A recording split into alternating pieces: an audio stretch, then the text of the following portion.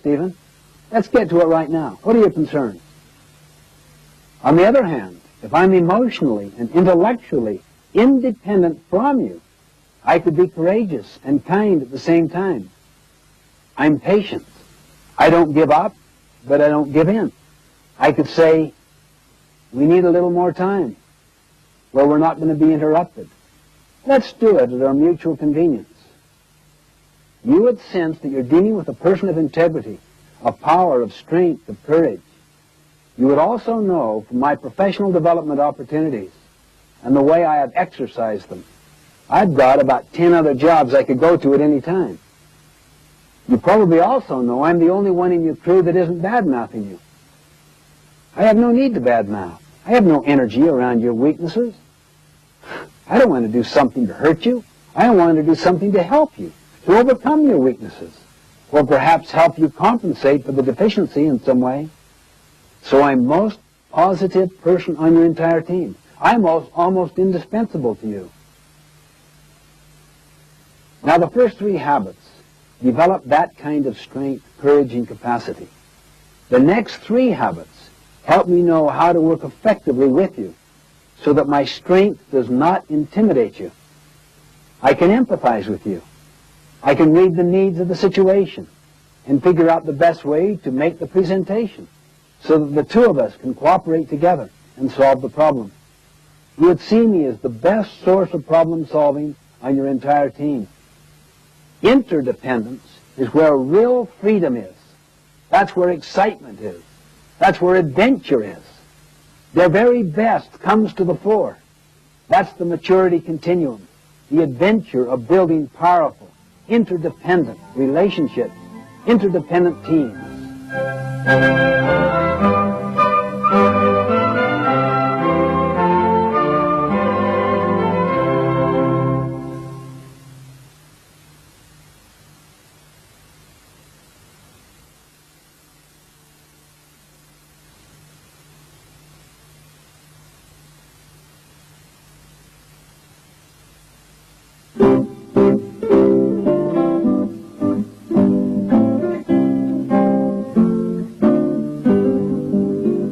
I'm going to attempt to give a brief overview of each of the habits.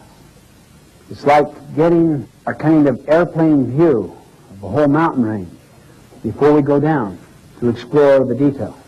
Habit 1, be proactive, basically means that your life is a product of your values, not your feelings. That your life, or the organization's life, is a product of your decisions, not your conditions. The opposite of being proactive is to be reactive, which basically means that your life is a function of your feelings, your moods, your impulses, other people's treatment. The underlying principle of habit 1, be proactive, is to take responsibility. The concept is you and I have the capacity to choose our response. Habit 2, begin with the end in mind, basically means that all things are created twice. And habit 2 is the first creation. Habit 2, begin with the end in mind, means that you get a mental image, a picture of where you want to end up in this meeting, in this relationship, this year, in your life. To a company, it is the vision it has of its future. It is the creation of that vision. Habit 2 is based on the principle of vision, of purpose, of meaning, of mission. Habit 3, to put first things first, is the second creation. To put first things first means you decided what the first things were in habit 2. Now you have the discipline and the commitment to keep them first. The opposite of putting first things first is to put second or third or fourth things first. That's why many people really deeply value their family relationships, their health, their personal integrity. But they get caught up in the powerful social value systems, timetables, and agendas of their culture. Never question it, so that the first creation has already been done for them, done to them in the form of programs, scripts that they never question. Then they get on this ladder of success, and they arrive at the top rung, only then to realize the ladder is leaning against the wrong wall. They come to realize that no one on their deathbed ever wished they'd spent more time at the office. As Goethe put it, things which matter most must never be at the mercy of things which matter least.